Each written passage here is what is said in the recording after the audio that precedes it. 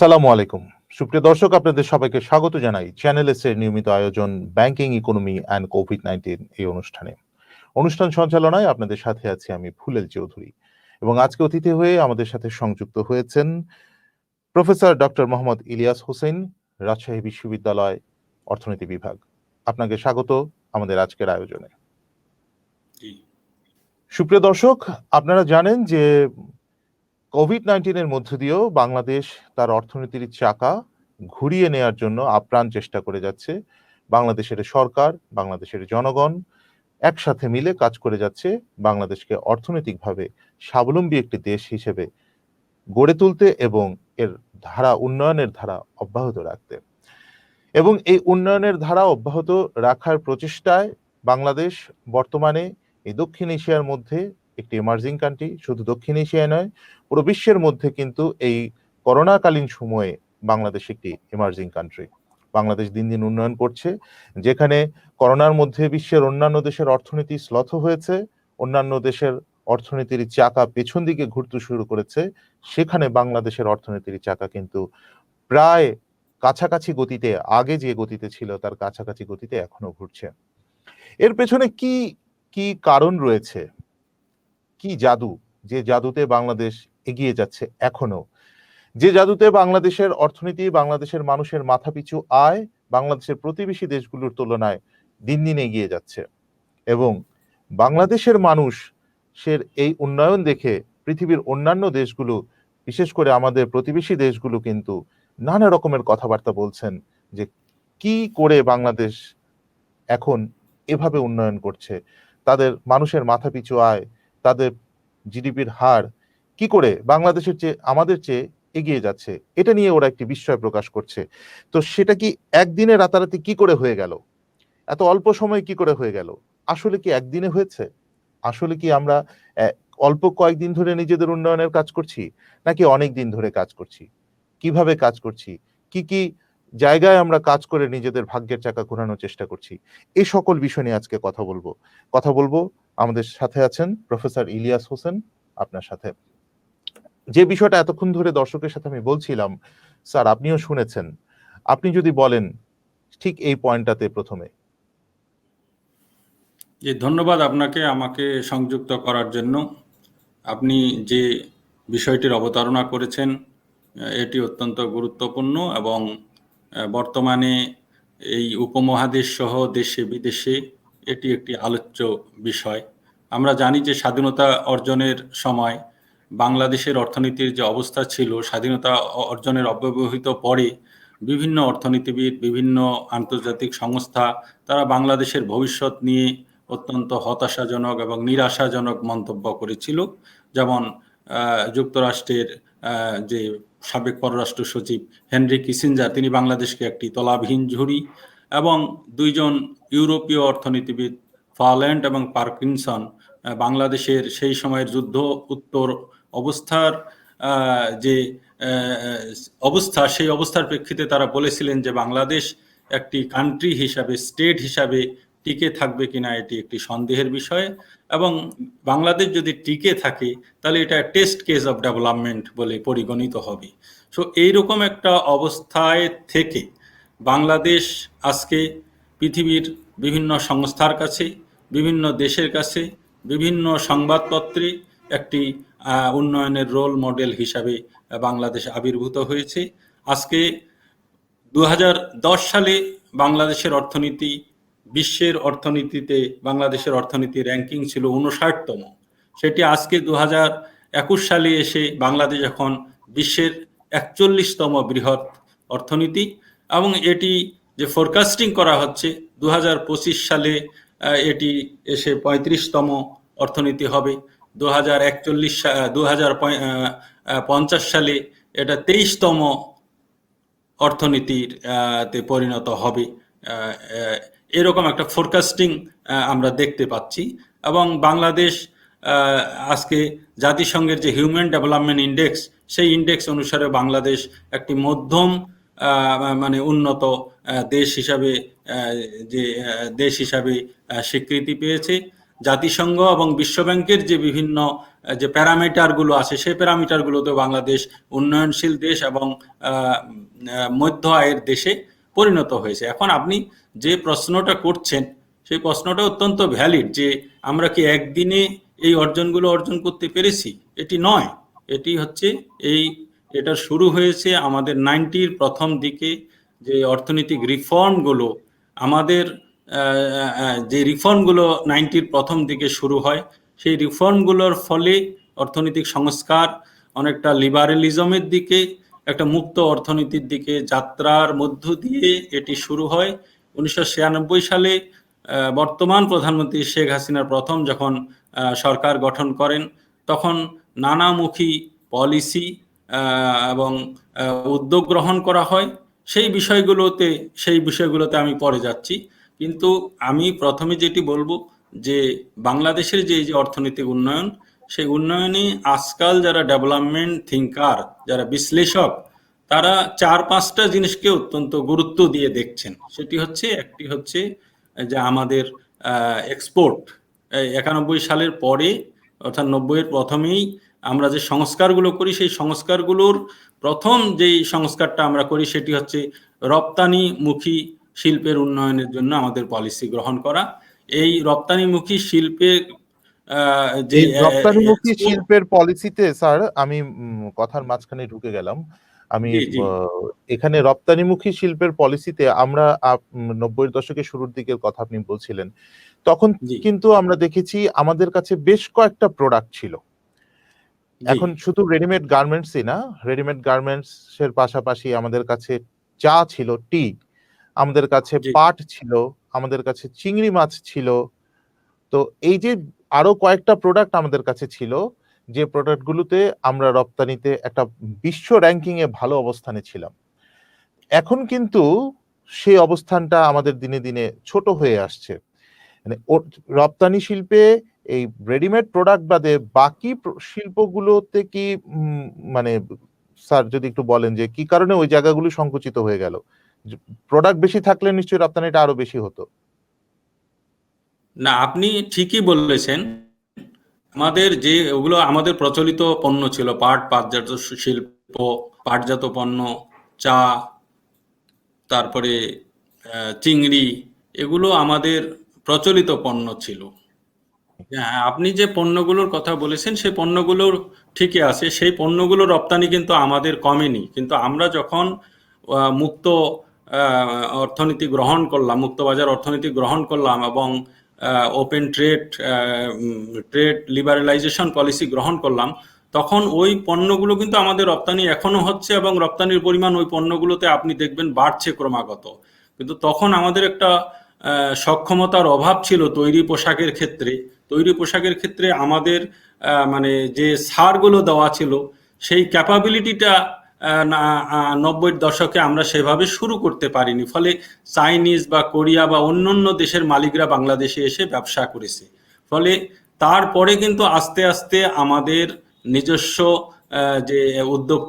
নিজস্ব উদ্যোক্তারা তারা সক্ষম হয়ে ওঠে এবং আস্তে আস্তে তৈরি পোশাক শিল্প আমাদের প্রধান রপ্তানি পণ্য হয়ে ওঠে এবং বর্তমানে এটি এমন অবস্থা দাঁড়িয়েছে যে প্রায় বাংলাদেশের মোট রপ্তানি আয়ের প্রায় 80% হচ্ছে তৈরি পোশাক। তার মানে এই নয় যে আমাদের পাটজাত শিল্প বা চা বা অন্যান্য রপ্তানি পণ্য সেগুলোর যে কমে গেছে তা নয়, কিন্তু তৈরি পোশাকের রপ্তানির ভ্যালুটা এত বেশি বেড়েছে যে তাদের তুলনামূলক গুরুত্বটা কমে গেছে, কিন্তু সেগুলো আমাদের গুরুত্বপূর্ণ রপ্তানি পণ্য। এটি একটি আমাদের আহ, এটি একটি আমাদের অর্থনৈতিক সাকসেসের একটি অন্যতম পিলার। দ্বিতীয় যেটি হচ্ছে আমি যেটা বলতে শুরু করেছিলাম, সেটি হচ্ছে আমাদের রেমিটেন্স আমাদের অর্থনৈতিক উন্নয়নের, এই যে সাম্প্রতিক যে অর্থনৈতিক সাফল্য, চার একটি অন্যতম একটি ফ্যাক্টর। তৃতীয়ত হচ্ছে যে আমাদের স্বাধীনতা যুদ্ধের পরে আমাদের যে সরকারের ক্যাপাবিলিটি ছিল না, সরকারের ক্যাপাবিলিটি ছিল না দেশের মানুষকে সার্ভ করার জন্য, দেশকে সার্ভ করার জন্য সেই ক্যাপাবিলিটি ছিল না, সমস্যার সমাধানের ক্যাপাবিলিটি ছিল না, আমাদের ইনফ্রাস্ট্রাকচার ছিল না, আমাদের যা কোনো ধরনের ব্যয় করার সক্ষমতা ছিল না। সুতরাং স্বাধীনতার পর যে একটা গ্যাপ তৈরি হয়, যে ডিমান্ড এবং সার্ভিস ডেলিভারির একটা গ্যাপ, সেই গ্যাপগুলো পূরণ করার জন্য এনজিওগুলো এগিয়ে আসে। সেই এনজিওগুলো কিন্তু আস্তে আস্তে বাংলাদেশের অর্থনৈতিক উন্নয়নে বড় ধরনের অবদান রাখতে সক্ষম হয়েছে। এবং বাংলাদেশের জন্য অত্যন্ত সৌভাগ্যের বিষয় যে বাংলাদেশের সরকারি পলিসিগুলো এনজিওদের এই ভূমিকাগুলোকে ক্রমাগত সামনের দিকে, ক্রমাগত উত্তরোত্তর বৃদ্ধি করতে সহযোগিতা করেছে। এবং সবশেষে আমি যেটা বলবো সেটি হচ্ছে যে সরকারি পলিসিও আমাদের জন্য অত্যন্ত গুরুত্বপূর্ণ। বিশেষ করে বর্তমান সরকার দ্বিতীয় মেয়াদে ক্ষমতায় আসার পর যে ধরনের পলিসিগুলো গ্রহণ করেছে, আপনি দেখেন যে 1990 সাল পর্যন্ত আমাদের কোনো উন্নয়ন পলিসি ছিল না। আমাদের পঞ্চবার্ষিক পরিকল্পনা বলেন, যে কোনো পরিকল্পনা বলেন, বাজেট বলেন, সেখানে আমাদের সমস্যার সমাধানগুলোই মূল টার্গেট ছিল। যেমন 70-এর দশকে, 80-র দশকে আমাদের প্রধান টার্গেট ছিল যে জনসংখ্যা সমস্যা সমাধান করা, ওভার পপুলেশনকে কমিয়ে আনা, পোভার্টি দূর করা বা ইত্যাদি ইত্যাদি, এই ধরনের উদ্দেশ্যগুলো ছিল। কিন্তু 2009 সালে যে নির্বাচন হয়, 2008 সালের ডিসেম্বরে, সেই নির্বাচনে কিন্তু দেখেন আওয়ামী লীগের বর্তমান সরকার যখন নির্বাচন করে তাদের একটা দলীয় ম্যানিফেস্টো ছিল, ভিশন 2021 ছিল, মানে দেশকে কিভাবে সামনের দিকে এগিয়ে নিয়ে যাবে তার একটা প্ল্যান, পরিকল্পনা, ম্যানিফেস্টো ছিল। সেই ম্যানিফেস্টোটাতে যদি দেখেন, সেই ম্যানিফেস্টো প্লাস তার সাথে সাথে সরকারের নির্বাচনে জেতার পরে বাস্তব অর্থেই সরকারের যে সেই অঙ্গীকারের প্রতি সরকারের দায়বদ্ধতা থেকে যে প্রচেষ্টাগুলো, সেই প্রচেষ্টাগুলো অত্যন্ত গুরুত্বপূর্ণ। আপনি দেখেন 2010 সালে বাংলাদেশের এনার্জি উৎপাদন, বিদ্যুৎ উৎপাদন ছিল প্রায় 5000 মেগাওয়াট, কিন্তু সরকার তার অঙ্গীকার অনুসারে বর্তমানে দেখা যাচ্ছে যে নানা ধরনের ইনভেস্টমেন্ট করে বর্তমানে সেই উৎপাদন ক্ষমতা প্রায় 20,000 মেগাওয়াটে পৌঁছেছে। এবং সরকার টার্গেট করেছে 2025 সালের মধ্যে 30,000 মেগাওয়াট বিদ্যুৎ উৎপাদন করবে। সিমিলারলি সামাজিক এবং ভৌত অবকাঠামো খাতে সরকার কিন্তু ব্যাপক পরিমাণ ইনভেস্ট করেছে। বাংলাদেশের অর্থনীতির মূল চালিকা শক্তি প্রাইভেট সেক্টর হলেও সরকার যখনই দেখেছে যে প্রাইভেট সেক্টর একটু পিছিয়ে গেছে, সরকার নিজেই কিন্তু ইনভেস্টমেন্টে এগিয়ে এসেছে। বিগত কয়েক বছরে প্রাইভেট ইনভেস্টমেন্ট একটু কমে যাওয়াতে সরকার কিন্তু সেখানে থেমে থাকেনি, সরকার বিভিন্ন মেগা প্রজেক্টগুলো গ্রহণ করেছে। এইভাবে একটা দেশের যে রিকোয়ার্ড ইনভেস্টমেন্ট, বিনিয়োগের দরকার প্রত্যাশিত গ্রোথের জন্য, সেই বিনিয়োগ গ্যাপটা কিন্তু সরকার মেগা প্রজেক্টগুলোর মাধ্যমে সেটি বজায় রেখেছে। এবং এই মেগা প্রজেক্টগুলো কিন্তু দেশের অর্থনৈতিক যে প্রবৃদ্ধি অর্জন, সেই প্রবৃদ্ধি অর্জনে একটি বিশাল ভূমিকা পালন করছে। তো সরকারের এইসব যে ভূমিকা পালন এবং অর্থনীতির যে সাম্প্রতিক অর্জন, এই অর্জন কিন্তু গোটা বিশ্বের দৃষ্টি কেড়েছে। আজকে বাংলাদেশকে, গতকাল আমি একটা পত্রিকায় পড়লাম যে বাংলাদেশ বর্তমানে বিশ্বের এই যে করোনাকালীন সময়ে করোনা প্যান্ডেমিকের যে আঘাত, সেই অভিঘাতে কিন্তু যে কয়েকটা দেশ সেটা রিকভার করতে পারার পথে রয়েছে, তার মধ্যে বাংলাদেশ একটা, ভিয়েতনাম একটা, চায়না একটা, এরকম কয়েকটা দেশের মধ্যে বাংলাদেশ একটা। এবং সম্প্রতি অত্যন্ত মানে আলোচিত একটি বিষয় হচ্ছে যে বাংলাদেশ তার রাষ্ট্রীয় কার্যক্রম চালানোর জন্য মানুষের দৈনন্দিন জীবন জীবিকাকে সচল রাখার জন্য অন্যান্য দেশের মুখাপেক্ষী হয়ে থাকতো, বিশেষ করে ভারতের মুখাপেক্ষী হয়ে থাকতো সাহায্যের জন্য, এবং উন্নত দেশগুলোর সাহায্যের জন্য মুখাপেক্ষী হয়ে থাকতো। সেই ভারতের পার ক্যাপিটা ইনকামকে কিন্তু সম্প্রতি বাংলাদেশ অতিক্রম করে গেছে। এবং এ নিয়ে বিশ্বের বিভিন্ন মাধ্যমে এবং ভারতের পত্রপত্রিকায়ও ব্যাপক পরিমাণে এটা নিয়ে আলোচনা সমালোচনা হচ্ছে। ভারতের এর রাজনীতিতেও কারণটা যদি আপনার কাছে আপনি কি মনে করেন যে আমরা বাংলাদেশ ভারতকে পার ক্যাপিটা ইনকামে মাথাপিছু আয়ে পেছনে ফেলেছি? এই বিষয়টা নিয়ে ভারতীয় গণমাধ্যম, সকল ধরনের মিডিয়া, প্রিন্ট মিডিয়া, ভারতের টেলিভিশন মিডিয়া, রেডিও সবকিছুতে যেভাবে আলোচনা হয়েছে, কিন্তু বাংলাদেশের মিডিয়াগুলোতে কিন্তু এই বিষয়টাকে তেমনভাবে ফোকাস করা হয়নি। অনেকটা ব্যাপারটা আমার কাছে মনে হয়েছে যে বাংলাদেশের মিডিয়ার ভূমিকা দেখে যে এটা তো হবারই কথা ছিল। আমরা তো আমাদের গতিতে এগিয়ে যাচ্ছি। এখন ওদের গতি কমে গেছে, তাতে আমাদের কি করার আছে? মানে আপনার কাছে যদি এই জায়গাটা কিভাবে আপনি ব্যাখ্যা করেন যে আমরা কেন এই ব্যাপারটাকে যে এত ফোকাস করলাম না, আমাদের উন্নয়নটা ওরা কেন এত ফোকাস করলো? এটি হচ্ছে যে এটি আমি বলবো যে বাংলাদেশের যে রাজনীতিবিদ এবং মিডিয়া পার্সোনালিটিস এবং উন্নয়ন চিন্তাবিদ যারা তারা কিন্তু আমি মনে করি যে এখানে পরিপক্কতার পরিচয় দিয়েছে। আসলে কাজটাই বড় জিনিস, কাজটাই বড় জিনিস, অর্জনটাই বড় জিনিস। সেটি ফলাও করে প্রচার করার বিষয়টা বেশি গুরুত্বপূর্ণ নয়। ভারতের মিডিয়া, বিশেষ করে ভারতের মিডিয়া তো কর্পোরেট মিডিয়া, এবং ভারতের মিডিয়া পার্সোনালিটিস, মিডিয়া হাউসগুলো তারা উপমহাদেশের মধ্যে একটা সুপেরিয়রিটি প্রকাশ করে থাকে। ভারতকে একটা ইমার্জিং অর্থনৈতিক পাওয়ার হিসাবে প্রচার করতে তারা অভ্যস্ত। সুতরাং বাংলাদেশের এই যে পার ক্যাপিটা ইনকামে ভারতকে অতিক্রম করে যাওয়ার ফলে তাদের মধ্যে একটা কমপ্লেক্স একটা তৈরি হয়েছে। এবং আপনি দেখবেন সাম্প্রতিক সময়ে দু একটা আলোচনায় যে বাংলাদেশ কি হয়েছে, বাংলাদেশ যদিও নমিনাল পার ক্যাপিটায় ভারতকে অতিক্রম করে গেছে, পিপিপি পার ক্যাপিটায় তো অতিক্রম করে যেতে পারে নাই। মানে আমি এটা বলতে চাচ্ছি যে তারা স্টিল ডিফেন্ড করার চেষ্টা করছে যে বাংলাদেশ ভারতকে অতিক্রম করে যায়নি। এটি তাদের এক ধরনের ইনফেরিয়রিটি কমপ্লেক্স থেকে তাদের মিডিয়াগুলোতে বিভিন্ন জায়গাগুলোতে আলোচিত হচ্ছে। কিন্তু তাদের মধ্যে যারা ঋদ্ধমান ব্যক্তি, যারা ইন্টেলিজেন্ট ব্যক্তি, যারা বাস্তবতাকে বোঝে, তারা কিন্তু বাংলাদেশের সুনাম তারা গেয়ে যাচ্ছে। যেমন অমর্ত্য সেন বা বিশ্বব্যাংকের অর্থনীতিবিদ কৌশিক বসু, এবং আমি করণ থাপার বা এরকম অনেক অনেক অর্থনীতিবিদ আছে যারা বাস্তব অবস্থাটা সঠিক বোঝেন। বাস্তব অবস্থাটা যারা সঠিকভাবে বোঝেন তারা কিন্তু অনেকেই এই বিষয়টিকে তারা স্বীকার করছেন। বাস্তব অবস্থাটা যারা বোঝে তারা সবাই স্বীকার করছে। সুতরাং মিডিয়া হাউসগুলো, ভারতের মিডিয়া হাউসে তো কর্পোরেট এবং রাজনৈতিক প্রভাব বাংলাদেশের চেয়ে অনেক বেশি। বাংলাদেশে আমরা বলি যে সরকারের অনেক বিধিনিষেধ আছে, তারপরও মিডিয়া হাউসগুলো বা মিডিয়াগুলো কিন্তু একটা মানে সঠিক জিনিস প্রচারের চেষ্টা চালায়। কিন্তু ভারতের মিডিয়ার সঙ্গে বাংলাদেশের মিডিয়ার অনেক পার্থক্য আছে। সুতরাং আমি বলবো যে তাদের একটা কমপ্লেক্স কাজ করছে। তাদের যে বিজেপি বর্তমান সরকারের জন্য তো এটি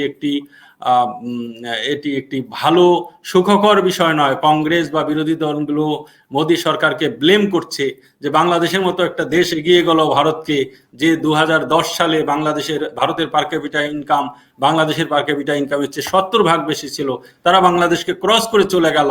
সুতরাং এই সরকারের এটা ব্যর্থতা। সুতরাং এইভাবে যখন বিরোধী দলগুলো বর্তমান ভারতীয় সরকারের সমালোচনা করছে, তখন ভারতীয় এই বিজেপির তো নিজস্ব একটা মিডিয়া উইং আছে, এবং তাদের সঙ্গে যে কর্পোরেশনগুলো, তাদের যে কর্পোরেটের সঙ্গে যুক্ত মিডিয়া হাউসগুলো আছে, তারা এই সরকারকে ডিফেন্ড করতে গিয়ে বা বিজেপিকে ডিফেন্ড করতে গিয়ে তাদের কমপ্লেক্স থেকে এই কাজগুলো করছে। কিন্তু বাস্তব সত্য সবসময় বাস্তব। সুতরাং সত্য প্রতিষ্ঠিত হবে। আমি মনে করি বাংলাদেশে যে এটা নিয়ে বেশি আলোচনা হচ্ছে না, এতে আমি অসন্তুষ্ট নই। এটি সঠিক আছে, কারণ কথা বলার চেয়ে কাজটাই বেশি গুরুত্বপূর্ণ, অর্জনটাই বেশি গুরুত্বপূর্ণ। আমরা যে লিমিটেড পর্যায়ে এ নিয়ে কথা বলছি, এ নিয়ে বেশি আত্মসন্তুষ্টির এখনো সময় আসেনি। কারণ আমাদের এই অর্জনগুলো যে সাস্টেইনেবল কিনা সেটি কিন্তু এখনো দেখার বিষয় আছে। এবং যে কোনো বড় ধরনের অভিঘাতে আমরা অতীতে অভিঘাতগুলোকে সামলাতে পেরেছি। ভবিষ্যতে আরো বড় ধরনের অভিঘাত আসলে আমরা সেটি সামলাতে পারবো কি পারবো না সেগুলো নিয়ে ভাবা, সেগুলো নিয়ে কথা বলাই বেশি বুদ্ধিমানের কাজ। যা অর্জন জি, করেছি এ নিয়ে বেশি আত্মসন্তুষ্টিতে ভোগাটা কোনো বুদ্ধিমানের কাজ নয়। জি। আপনি যেমনটি বলছিলেন যে আমাদের এই অর্জনটা সাস্টেনেবল হবে কিনা, আমরা এটাকে ধরে রাখতে পারবো কিনা, সেটা নিয়ে যাতে আমরা কাজ করে আগাই। আমরা আমাদের অন্য এক প্রতিবেশী রাষ্ট্রের কথা বলতে পারি, শ্রীলঙ্কা। শ্রীলঙ্কা বাংলাদেশের কাছ থেকে আমরা জানি যে সাম্প্রতিক সময়ে শ্রীলঙ্কাকে বাংলাদেশ একটা ডলার সহযোগিতা, একটা ঋণ দিচ্ছে। এটা নিয়েও কিন্তু বেশ কথাবার্তা চলছে যে বাংলাদেশ সবকিছুতে উন্নয়ন করছে। আগে সবার কাছ থেকে বাংলাদেশ ঋণ নিত, এখন শ্রীলঙ্কাকে বাংলাদেশ উল্টো ঋণ দিচ্ছে। বাংলাদেশ কি হয়ে গেছে? আসলে এই জায়গাটাও মনে হয় আপনার কথার সাথে একই উত্তর, যে আসলে বাংলাদেশ তেমন কিছু হয়ে যায়নি। বাংলাদেশ উন্নয়নের চেষ্টা করছে এবং এই উন্নয়নকে পাকাপোক্তভাবে ধরে রাখার জন্য কাজ করে যাচ্ছে। আমার কাছে মনে হয় ব্যাপারটা তাই। তবে শ্রীলঙ্কার উদাহরণটা এসেছে যেহেতু, সেহেতু শ্রীলঙ্কার একটা বিষয় আমি উদাহরণ হিসেবে আমরা তুলে ধরে আপনার কাছে একটু জানতে চাই। আপনি মেগা প্রজেক্টের কথা বলছিলেন যে মেগা প্রজেক্টগুলোতে ইনভেস্টমেন্ট হচ্ছে এবং মেগা প্রজেক্টগুলো চালু, সবগুলো কিছু, কিছু প্রজেক্ট চালু হওয়ার পথে, কিছু আর সবগুলো প্রজেক্ট মোটামুটি চালু হয়ে গেলে বাংলাদেশ একটা বেশ জোরে সোরে কিন্তু এগিয়ে যাবে। একটা বিরাট কর্মযজ্ঞ বাংলাদেশে তৈরি হয়ে যাবে বলে কিন্তু আমরা মনে করি। সেই মেগা প্রজেক্টের একটা বিষয় যদি বলি, যে শ্রীলঙ্কার একটা মেগা প্রজেক্ট ছিল, একটা বন্দর, তারা চায়নার সহযোগিতায় একটা বন্দরের উন্নয়ন করেছিল। কিন্তু পরবর্তীতে দেখা গেল সেই আম্বানটোটা বন্দর, বন্দর, হ্যাঁ। সেই বন্দরকে তারা ঠিকঠাকভাবে নিয়ন্ত্রণে রাখতে না পেরে চায়নার কাছেই আবার সেই বন্দরকে লিজ দিয়ে দিতে হয়েছে। মানে যার কাছ থেকে ঋণ নিয়ে মেগা প্রজেক্ট চালু করা হলো, সেই মেগা প্রজেক্টকে নিজেরা ঠিকঠাকভাবে চালাতে না পারার কারণে এই মেগা প্রজেক্ট আবারই সেই ঋণদাতার কাছে আবার লিজ দিয়ে দিতে হয়েছে। তো এই ব্যাপারটা কিন্তু আসলেই দুঃখজনক, বা এই ধরনের ল্যাকিংস যাতে বাংলাদেশে না থাকে, সেই জন্য আসলে কি করা উচিত বলে মনে করেন? না, এই ইস্যুটা আপনি সঠিকই বলেছেন। প্রথম অংশটায় আমি একটু টাচ করে যেতে চাই। গতকাল আমি ভারতের আরবিআইয়ের সাবেক প্রধান যে অরবিন্দ সুব্রমানিয়ামের একটা আর্টিকেল পড়ছিলাম।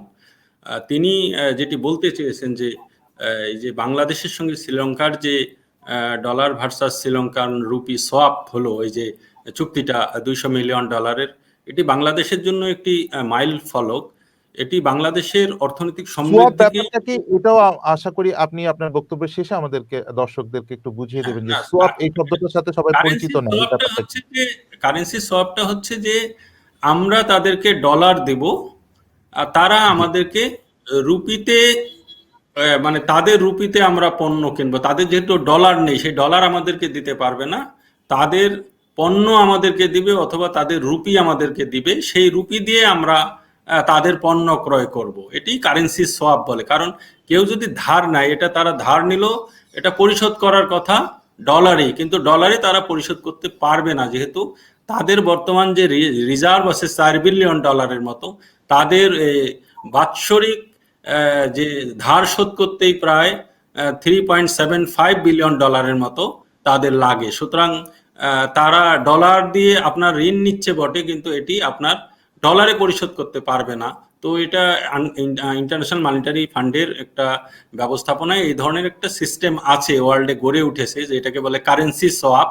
অর্থাৎ ডলার না পারলেও আপনি রুপিতে আমাদেরকে দিবেন, সেই রুপি দিয়ে আমরা ওই দেশের পণ্য আমদানি করে নিয়ে এইটা পরিশোধ হবে। এইটি হচ্ছে আচ্ছা। সোয়াপের বিষয়টি। তো এই জি। কারেন্সি সোয়াপে যাওয়ার ফলে বাংলাদেশ প্রথমবারের মতো ঘটলো, এবং অরবিন্দ সুব্রমণিয়াম যেটি বলছেন যে এর মাধ্যমে বাংলাদেশের শুধু অর্থনৈতিক অগ্রগতিই প্রকাশিত হচ্ছে না, বাংলাদেশ একটা রিজিওনাল অর্থনৈতিক পাওয়ার হিসাবে প্রতিষ্ঠিত হলো। কারণ আমরা রিজিওনাল অর্থনৈতিক পাওয়ার হিসাবে এই অঞ্চলে চায়না এবং ইন্ডিয়াকেই বুঝতাম। এখন বাংলাদেশও কিন্তু সেই জায়গাটায় স্থান করে নিচ্ছে। বাংলাদেশ আজকে শ্রীলঙ্কাকে $200 মিলিয়ন দিতে পারছে। আজকে নেপালের যদি প্রবলেম হয়, এবং পাকিস্তানের দুইজন অর্থনীতিবিদ বলেছে যে 2030 সালে পাকিস্তানকে বাংলাদেশের কাছে ডলার ধার চাইতে হবে, আবার একটা এই সোয়াপের এগনেস্টে, কারেন্সি সোয়াপের অ্যারেঞ্জমেন্টে টাকা, মানে ডলার ধার চাইতে হবে। অর্থাৎ একটা দেশ অর্থনৈতিক সমৃদ্ধি শুধু তা নয়, বাংলাদেশ কিন্তু সুদানকে তার দুর্ভিক্ষের কারণে 85 কোটি টাকার সমপরিমাণ ডলার অর্থ সাহায্য করেছে। অর্থাৎ বাংলাদেশ দক্ষিণ এশিয়ার মানে মধ্যে যে সুদানের ঋণ বাংলাদেশ পরিশোধ করে দিচ্ছে, ব্যাপারটা মনে হয় হ্যাঁ, এরকম স্যার। বাংলাদেশকেও একটা রিজিওনাল পাওয়ার হিসাবে পরিচয় করে দিচ্ছে। যেমন মালয়েশিয়া একটা অর্থনৈতিক পাওয়ার, সিঙ্গাপুর একটা অর্থনৈতিক পাওয়ার, চায়না, ইন্ডিয়া, তার পাশাপাশি বাংলাদেশও এখন একটা অর্থনৈতিক পাওয়ারে পরিণত হয়ে যাচ্ছে। এটির কিন্তু একটি আন্তর্জাতিক অঙ্গনে বাংলাদেশের পরিচিতির ক্ষেত্রে এর একটি গুরুত্বপূর্ণ একটা মানে রেমিফিকেশন আছে, যার ফলে এখন পশ্চিমা দেশগুলো, অনেক দেশ, আপনি জানেন এই কোভিডের ফলে আর্জেন্টিনা সহ আরো 2-3টা দেশ তারা ঋণে দেউলিয়া হয়ে গেছে, তারা দেউলিয়া দেশে পরিণত হয়ে গেছে। এবং শ্রীলঙ্কার অবস্থাটা তাই। আমি দ্বিতীয় প্রশ্নটাতে এখন আসছি, যে শ্রীলঙ্কার আজকে এই অবস্থাটা কেন, যে শ্রীলঙ্কা যে পরিমাণ ঋণ করেছে, একটা ঋণের ফাঁদে পড়ে গেছে। আপনি যখন ঋণ করবেন, আপনি যেন তেন প্রকারের ঋণ করা যাবে না। ঋণের ক্ষেত্রে আপনাকে সিলেক্টিভ হতে হবে।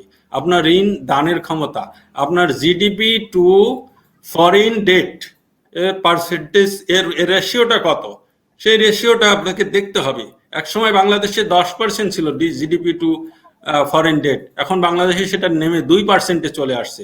অর্থাৎ আমাদের গভর্নমেন্টের টোটাল যে ধার, তার পরিমাণও অনেক কমে এসেছে। এবং বৈদেশিক ঋণের পরিমাণ, একসময় আমাদের বৈদেশিক ঋণ ছাড়া 80-র দশকে আপনি জানেন যে বৈদেশিক ঋণ ছাড়া আমাদের বাজেটই হতো না। সে জায়গায় আমাদের বৈদেশিক ঋণ অনেক কমে এসেছে। সেজন্য আমাদের দেশের একটা ভালো সিভিল সোসাইটি আছে, একটা অর্থনীতিবিদদের একটা গ্রুপ আছে, জার্নালিস্টদের একটা গ্রুপ আছে। তারা সরকারকে সবসময় সতর্ক করে যে বাংলাদেশ যেন আমরা যেন ঋণ নেওয়া ভালো, ঋণ নিলে অল্প সুদে ঋণ পাওয়া যায়, সেই ঋণ যদি আমরা কাজে লাগাতে পারি দেশের অর্থনৈতিক উন্নয়ন হয়। তবে ঋণ নিতে গিয়ে যাতে আমরা ঋণের ফাঁদে পড়ে না যাই। শ্রীলঙ্কা সেই জায়গাটাতে পড়ে গেছে, চায়নার থেকে ঋণ নিয়েছে, চায়নার থেকেই কাঁচামাল এবং সমস্ত ওই বন্দর তৈরি করার জন্য সমস্ত জিনিস চায়না থেকেই কিনেছে। এবং ফলে তাদের যে ঋণ করে বন্দরটা স্থাপন করে যে লাভ করার কথা ছিল, সেই লাভটা তারা করতে পারে নাই, ফলে উল্টো তারা ঋণের ফাঁদে পড়ে গেছে। আর শ্রীলঙ্কা থেকে শ্রীলঙ্কার সঙ্গে আমাদের যে এই যে কারেন্সি সোয়াপ, সেটি আমাদের মর্যাদাকে বৃদ্ধি করেছে। এবং শ্রীলঙ্কার এই পরিস্থিতি থেকে আমরা ডেভেলপিং কান্ট্রি হিসাবে আমরা আরো অনেক ঋণ চাই, বিদেশ থেকে ঋণ নিতে চাই, বৈদেশিক সাহায্য নিতে চাই, সেটি আমাদের দরকার। আমাদের যে ইনভেস্টমেন্ট ডিমান্ড এবং বর্তমানে ইনভেস্টমেন্ট করার যে ক্ষমতা, তার মধ্যে গ্যাপ রয়েছে। সেই গ্যাপ পূরণ করতে গেলে আমাদের বৈদেশিক ঋণ অত্যন্ত গুরুত্বপূর্ণ এবং দরকার। কিন্তু সেটি নেওয়ার ক্ষেত্রে আমরা যেন সিলেক্টিভ হই, যেন তেন কোনো প্রকারে, যেন তেন শর্তে আমরা যেন সেটি না নেই, সেটিকে সরকারকে খেয়াল রাখতে হবে। এবং আমরা যারা আলোচক আছি, সাংবাদিক আছি, সিভিল সোসাইটির মানুষ আছি, সরকার পছন্দ করুক বা না করুক, আমাদের এই সমস্ত আলোচনার মাধ্যমে সরকারকে সেই বিষয়টি বারবার খেয়াল করে দিতে হবে। কারণ এই দেশটি আমাদের, এ দেশ যদি ঋণের চক্রে পড়ে যায়, সেই ঋণের বোঝাটা কিন্তু, সরকার তো স্থায়ী নয়, কিন্তু সেই ঋণের বোঝাটা কিন্তু ব্যক্তির ঘাড়ে এসে চাপে, আমাদেরকেই সেটি পরিশোধ করতে হবে। কাজে এই দেশটি আমাদেরকেই সতর্ক থাকতে হবে। সরকার পছন্দ করুক বা না করুক, আমাদের সেগুলো বারবার উচ্চারণ করতে হবে। এবং অত্যন্ত সৌভাগ্যের বিষয় যে আমাদের সিভিল সোসাইটি বিভিন্ন গোল টেবিল আলোচনায়, সাংবাদিক বৃন্দ তাদের আলোচনায়, টক সভায়, বিভিন্ন লেখালেখিতে আমরা কিন্তু বারবার এগুলো উচ্চারণ করছি। এবং নিশ্চয়ই বর্তমান সরকারের যে প্রধানমন্ত্রী, অত্যন্ত প্রাজ্ঞ প্রধানমন্ত্রী, প্রাজ্ঞ রাষ্ট্রনেতা, তিনি সেগুলো নিশ্চয়ই হৃদয়ঙ্গম করছেন, তিনি সেগুলো বুঝছেন। এবং তার যে ভূমিকা, তার যে বিভিন্ন পদক্ষেপে আমরা সেগুলোর প্রতিফলন দেখতে পাচ্ছি। হ্যাঁ, নিশ্চয়ই। আমরা কিছুদিন আগেও দেখেছি যে মাননীয় প্রধানমন্ত্রী কিন্তু বলেছেন রেল লাইন নির্মাণের ক্ষেত্রে চায়না বিনিয়োগের একটা প্রজেক্টের কস্টিং নির্ধারণ করা হয়েছিল। সেখানে প্রধানমন্ত্রী কিন্তু এনালাইসিস করে নিজেই বলেছেন যে না, এখানে আরো কিছু কস্টিং কমিয়ে নিয়ে আসো। এই যে ব্যাপারটা, সে কথার সাথে কিন্তু আপনার এতক্ষণের যে আলোচনা তা মিলেই গেল যে আমাদের সরকার প্রধান বা আমাদের বর্তমান যে সরকার, যারা বৈদেশিক সাহায্য এবং দেশীয় অর্থে দিয়ে দেশের মেগা প্রজেক্টগুলো বা দেশের উন্নয়নে কাজ করে যাচ্ছে, সেগুলো যাতে, ঋণগুলো যাতে আমাদের বোঝা না হয়ে যায়, সেই জায়গাগুলোতে নিশ্চয়ই ওনারা খেয়াল রেখেই এগিয়ে যাচ্ছেন বলে আমরা আশাবাদ ব্যক্ত করি। আর এই যে মেগা প্রজেক্টের কথা বলছি, বড় বড় প্রজেক্ট বা বেশি অ্যামাউন্টের যে কাজগুলো হচ্ছে, আমরা রূপপুর বিদ্যুৎ কেন্দ্র বা বিভিন্ন জায়গাগুলোতে আমরা দেখেছি মাঝে মাঝে কিন্তু যে এই মেগা প্রজেক্টের মধ্যেও দুর্নীতির ব্যাপারটা চলে এসেছে। মানে যারা এখানে কাজ করছেন, এই প্রজেক্টের নির্মাণ কাজে যারা বাস্তবায়ন করছেন, তারা দুর্নীতিগ্রস্ত হয়ে যাচ্ছেন এবং তারা মাঝে, মাঝে আমরা দেখতে পাচ্ছি যে বিভিন্ন পত্রপত্রিকায় রিপোর্ট আসছে। তো এই মেগা প্রজেক্টে যদি দুর্নীতি ঢুকে যায়, ১ম এই নির্মাণের ক্ষেত্রেই, শুরু করার ক্ষেত্রেই যদি দুর্নীতি হয়ে যায়, তাহলে সেটা তো একটা নিশ্চয়ই ১ম থেকে একটা বোঝা বয়ে নিয়ে আসবে। এই দুর্নীতিটাকে নিয়ন্ত্রণ করার জন্য এট লিস্ট এই মেগা প্রজেক্ট গুলোতে গভর্নমেন্ট কোনো পদক্ষেপ নিচ্ছে বলে আপনি দেখতে পাচ্ছেন কিনা? কোনো মনিটরিং সেল আছে কিনা? বা জবাবদিহিতার জায়গাটাকে শক্ত করা হচ্ছে বলে আপনি দেখতে পাচ্ছেন কিনা? দেখুন, মেগা প্রজেক্ট যে কোনো দেশের বড় প্রজেক্ট যখন সরকারের পরিচালনায় কোনো প্রজেক্ট হয়, সেখানে দুর্নীতি হওয়ার সম্ভাবনা এমনিতেই বেশি থাকে। কারণ মেগা প্রজেক্টগুলো হচ্ছে বাস্তবায়নের জন্য দেশীয় এক্সপার্টাইজ খুব একটা ব্যবহার করার সুযোগ থাকে না। যেমন টানেল তৈরি করা হচ্ছে বা রূপপুর পারমাণবিক বিদ্যুৎ কেন্দ্র বা পদ্মা সেতু, এগুলো কিন্তু ফরেন এক্সপার্ট দিয়ে আমরা কাজ করছি। সুতরাং এই যে এদের সঙ্গে বিভিন্ন পর্যায়ের চুক্তির বিভিন্ন টার্মস অ্যান্ড কন্ডিশনস, সেগুলো কিন্তু বুঝবার মতো, সেগুলো সেটেল করার মতো যথেষ্ট পরিমাণ অভিজ্ঞ মানুষ আমাদের মতো দেশগুলোতে থাকে না। সুতরাং এর শুরু থেকেই একটা দুর্নীতি হওয়ার সম্ভাবনা থেকে যায়। উপরন্তু বাংলাদেশের যে সিস্টেম, যে এই প্রজেক্ট পরিচালনার সিস্টেম, প্রজেক্ট গ্রহণ করার সিস্টেম, সেখানে কিন্তু আমলাদের উপর নির্ভরতাই আমাদের বেশি।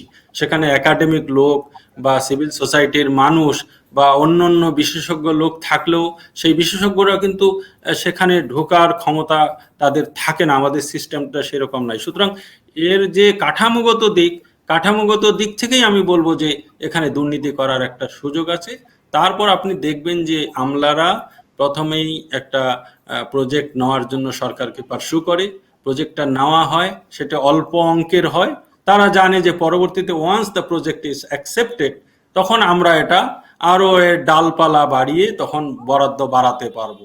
প্রথমে যখন ব্রিজের প্রজেক্টটা নিল, তখন শুধু ব্রিজের প্রজেক্ট নিল, তখন তাদের খেয়াল ছিল না যে ভায়াডাক্ট রোড করতে হবে, নদী শাসন করতে হবে, ইত্যাদি ইত্যাদি। পরে দেখা যাচ্ছে যে আপনি দেখেন যে পদ্মা ব্রিজ 10,000 কোটি টাকা থেকে শুরু হয়েছিল প্রথম বাজেট, কিন্তু সেটি এখন 36,000 কোটি টাকায় চলে গেছে। তো সুতরাং তারা ধাপে ধাপে এগুলো বাড়ায়। দ্বিতীয় একটা করাপশনের তাদের সুযোগ হচ্ছে যে তারা যে কন্ট্রাক্টর যারা যারা কাজ করে, নির্মাণকারী প্রতিষ্ঠান, তাদের সঙ্গে হয়তো বা কোনো ধরনের ডিলিং করে সময়টা আবার পিছিয়ে, যে স্টিপুলেটেড টাইম, সেই স্টিপুলেটেড টাইম পিছাবে কেন? কিন্তু এই আমলাদের যোগসাজশে এই ধরনের ঘটনা বারবার প্রত্যেক প্রজেক্টের ক্ষেত্রে আপনি দেখছেন যে মাননীয় অর্থমন্ত্রী প্রত্যেক সপ্তাহে বা মাসে 2 বার কমপক্ষে মেগা প্রজেক্টগুলো নিয়ে মিটিং করেন। কিন্তু মাননীয় প্রধানমন্ত্রী তো একাই কিছু করতে পারেন না। সেই যে টিমটা যায়, যে টিমকে যে কাজের দায়িত্ব দেওয়া আছে, তারা যদি সঠিকভাবে কাজ না করে, তাহলে তো দুর্নীতি হওয়ার সম্ভাবনা থেকেই যায়। দুর্নীতি যে কিছু হয়নি তা আমরা বলবো না, কিছু দুর্নীতি আমরা হয়তো তো হচ্ছে। বিভিন্ন গণমাধ্যমের প্রতিবেদনেই দেখেছি দুর্নীতিগুলো। হ্যাঁ, হ্যাঁ, দুর্নীতি কিছু না কিছু হচ্ছে, কিন্তু এই জিনিসগুলোর মনিটরিং সরাসরি প্রধানমন্ত্রীর নেতৃত্বেই হচ্ছে। তিনি যতটুকু পারছেন করছেন। আপনাকে একটা জিনিস মনে রাখতে হবে যে মনিটরিং এর ক্ষেত্রে দুর্নীতি রোধ করার জন্য বর্তমান যুগে আপনার আমাদের যে বিদ্যমান আইন কাঠামো, এটাকে চেঞ্জ করা দরকার। একটা সমাজ যখন অর্থনৈতিক এবং সামাজিকভাবে এগিয়ে যায়, তার সাথে সাথে যদি আপনি রিফর্মগুলো না করেন, লিগাল আইনগত রিফর্মগুলো না করেন, তাহলে তো লুফলসগুলো থেকে যায়, আইনের ফাঁকগুলো থেকে যায়। সেই লুফলগুলো দিয়েই কিন্তু দুর্নীতির সুযোগটা থেকে যায়। সুতরাং বর্তমানে একটা সময় আসছে, আমাদের কাঠামোগত যে আইনগত যে লিগাল রিফর্মগুলো করা দরকার, অ্যাডমিনিস্ট্রেটিভ রিফর্মগুলো করা দরকার, এবং এগুলোকে অটোমেশনের মধ্যে নিয়ে আসা দরকার, ডিজিটাল সিস্টেমের মধ্যে নিয়ে আসা দরকার। তাহলেই হয়তো ভবিষ্যতে আমরা দেখতে পাবো যে বর্তমানে যে দুর্নীতির অভিযোগগুলো আমরা করছি, তার অনেক অভিযোগগুলোই আগামীতে করার সুযোগ আমাদের থাকবে না। এবং আপনি দেখতে পাচ্ছেন যে যখন আপনি দুর্নীতি রিপোর্ট করতে যাচ্ছেন, তখন কিন্তু দেখা যাচ্ছে যে যারা রিপোর্ট করছে তাদের উপরও এক ধরনের চাপ তৈরি হচ্ছে। সম্প্রতি একজন সাংবাদিকের উপর যেভাবে গ্রেপ্তার হলেন, তিনি ক্রাইম রিপোর্ট হয়তো করছিলেন। তো এটা আমাদের কাছে প্রত্যাশিত নয়, এবং আওয়ামী লীগের বা সরকারের একটা বড় অংশই কিন্তু এই ধরনের ঘটনাটাকে পছন্দ করেনি। নিশ্চয়ই প্রধানমন্ত্রীও সেটি পছন্দ করেননি। কিন্তু আমাদের আসলে যেটা আমি বলতে চাচ্ছি, আমাদের কাঠামোগত সমস্যা রয়ে গেছে। দুর্নীতি দূর করতে গেলে কাঠামোগত সমস্যা দূর করতে হবে, সিস্টেমটা রিফর্ম করতে হবে। রেগুলেটরি যে আমাদের একটা কমিটি আছে, রেগুলেটরি কমিশন আছে। এই রেগুলেটরি কমিশনের কাজটা কি? যে সমাজ এগিয়ে যাওয়ার সাথে সাথে যে বিদ্যমান আইন, কানুন, নীতিমালা, পারচেজিং রুল, পিপিআর, এগুলোর একটা প্রয়োজনীয় প্রয়োজনীয় সংস্কারগুলো করা দরকার। সেই সংস্কারগুলো আমাদের হচ্ছে না। ফলে আমরা বস্তুগতভাবে সমাজ যতখানি এগিয়ে যাচ্ছে, আমাদের নিয়ম, কানুন, শৃঙ্খলা, এগুলো আমরা কিন্তু ওই ব্রিটিশ পদ্ধতি বা অনেক আগের পদ্ধতি নিয়েই চলছি। কাজে এখানে একটা গ্যাপ সৃষ্টি হচ্ছে। এই গ্যাপই আমাদের দুর্নীতিকে চলমান রাখার জন্য ভূমিকা রাখছে। আশা করি সরকার বর্তমানে এ বিষয়ে অনেক তৎপর, যে রিফর্মগুলো করার ক্ষেত্রে অনেক তৎপর রয়েছে। আশা করি ভবিষ্যতে এই দুর্নীতির পরিমাণটা অনেক কমে আসবে। জি, আপনাকে অনেক ধন্যবাদ। সুপ্রিয় দর্শক, আমরা অনেকক্ষণ আলোচনা করলাম আমাদের বিজ্ঞ আলোচক প্রফেসর ডক্টর ইলিয়াস হোসেনের সাথে। তিনি প্রভাষক, প্রফেসর, রাজশাহী বিশ্ববিদ্যালয়। আমরা এতক্ষণ যে আলোচনা করেছি, জনাব ইলিয়াস হোসেন, আপনাকে আবারও ধন্যবাদ দিয়ে আমরা অনুষ্ঠানে যেহেতু শেষ প্রান্তে চলে এসেছি, আমরা বিদায় নিতে চাই। আমরা দর্শকদের উদ্দেশ্যে ছোট্ট করে একটু বলতে চাই, এতক্ষণ আমরা যে আলোচনা করেছি সে আলোচনায় নিশ্চয়ই আপনারা যারা অনুষ্ঠান উপভোগ করেছেন বুঝতে পেরেছেন যে বাংলাদেশ যেভাবে এগিয়ে যাচ্ছে, ইনশাআল্লাহ বাংলাদেশ আগামীতেও এর থেকে আরো ভালো গতিতে এগিয়ে যাবে। পাশে থেকে কে কি বলছে সে বিষয়গুলোতে বাংলাদেশ কর্ণপাত করতে বেশি আগ্রহী নয়, বরঞ্চ নিজের কাজ যে নিজেকে পরিচিত করতে এগিয়ে যেতে বেশি আগ্রহী। এবং বাংলাদেশ কিন্তু নিজেকে বর্তমানে অর্থনৈতিকভাবে নিজে উন্নত হওয়ার পাশাপাশি অন্য কারো যদি উন্নয়নের প্রয়োজন হয়, কোনো সহযোগিতার প্রয়োজন হয় কোনো বন্ধু দেশের, সেক্ষেত্রে কিন্তু বাংলাদেশ বন্ধুত্বের হাত বাড়িয়ে দিচ্ছে এবং অর্থনৈতিকভাবে নিজের সক্ষমতার প্রমাণ দিচ্ছে। আমরা কিন্তু এভাবে আরো এগিয়ে যেতে চাই। আমাদের আজকের মাথাপিছু আয় যেভাবে বাড়ছে, ইনশাআল্লাহ আমরা আগামী 10 বছরের মধ্যে গত 10 বছরে দেশকে যেভাবে একটা বিরাট পরিবর্তন দেখতে পাচ্ছি, চারিদিকে অনেক বড়সড়ভাবে অবকাঠামোগত পরিবর্তন হয়েছে, ঠিক তেমনি ভাবে আগামী 10 বছরের মধ্যেও নিশ্চয়ই আমরা বাংলাদেশের অর্থনৈতিক, অবকাঠামো, সামাজিক সব ক্ষেত্রে আমরা বর্তমানে যে সামাজিক সমস্যাগুলো নিয়ে কথা বলি সেগুলোকেও আমরা অনেকটাই ওভারকাম করে যেতে পারবো। সবাই ভালো থাকবেন, সুস্থ থাকবেন এবং নিজে এবং পরিবারকে ভালো রাখার জন্য অবশ্যই স্বাস্থ্যবিধি মেনে চলবেন।